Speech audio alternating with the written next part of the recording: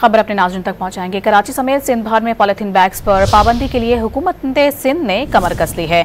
महकमा माहौलियात की टीमों ने मार्केट्स में प्लास्टिक शॉपिंग बैग्स के खिलाफ कार्रवाइयां शुरू कर दी हैं।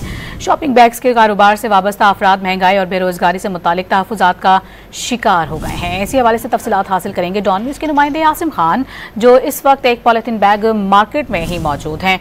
आसिम, पॉलिथीन बैग्स के इस्तेमाल पर पाबंदी के हवाले से दुकानदार क्या कहते हैं, शहरियों के क्या रद्द-ए-अमल सामने आए हैं?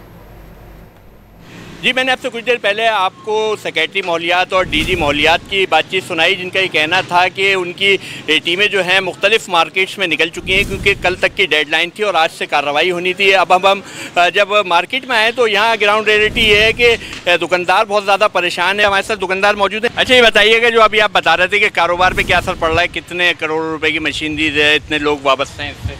भाई, इससे लाखों लोग हैं ना, लाखों लोग इससे वाबस्ता हैं और वो बेचारे अगर उनकी रोज़ी छूट जाएगी तो फिर बताओ ये होगा क्या।